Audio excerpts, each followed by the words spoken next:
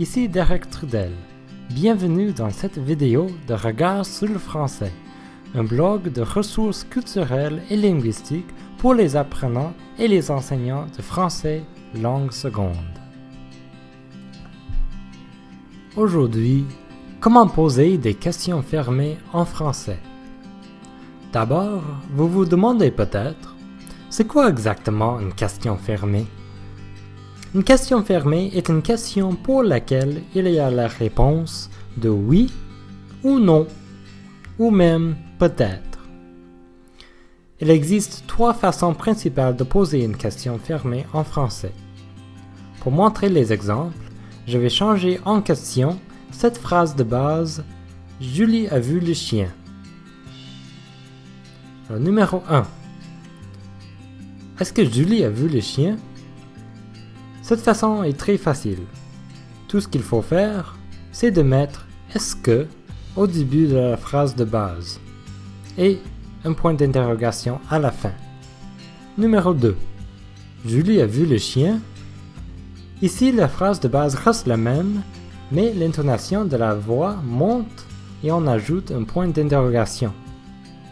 Alors encore, la phrase de base était « Julie a vu le chien » et la question « Julie a vu le chien ?» Cette forme de question peut être vue comme familière, plus acceptée à l'oral qu'à l'écrit comparativement aux deux autres façons de poser une question. Numéro 3. Julie a-t-elle vu le chien? Pour cette transformation, lorsqu'il n'y a pas de pronom, comme je, tu, il, elle, nous, vous, il faut l'ajouter. Donc, on ajoute « elle » pour Julie. Après, on inverse le pronom et le verbe.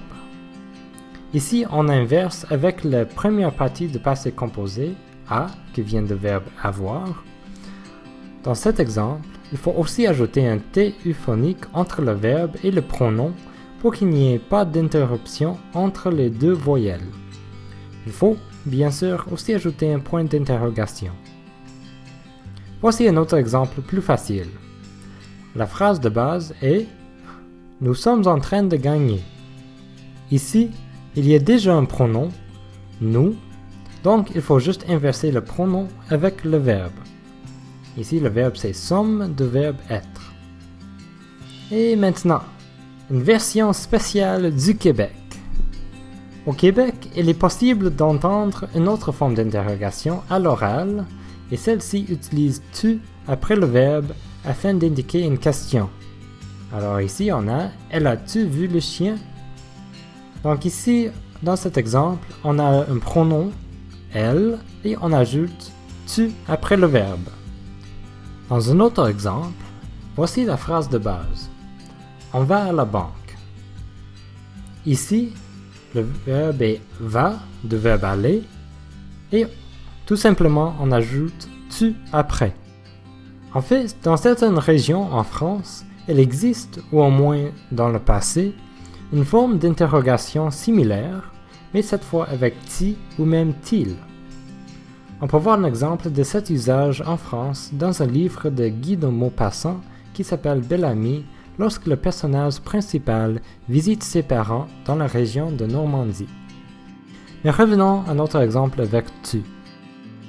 Ici, attention, parce qu'il ne faut pas confondre le pronom personnel « tu », qui est la deuxième personne au singulier, avec ce « tu », qui a seulement le rôle de former une question. Donc, si on revient à notre phrase de base dans cette forme de question, le « tu » ne réfère pas à toi, si toi tu as vu le chien, mais bien il réfère à elle, qui en ce cas est Julie.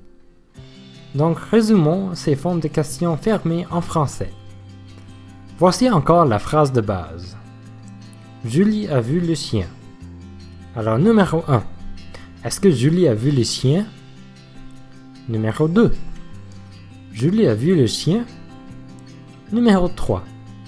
Julie a-t-elle vu le chien? Et au Québec, parmi les autres formes de questions, on peut aussi entendre « Julie, elle a-tu vu le chien ?» Notez que l'intonation de la voix montre pour toutes les questions en français.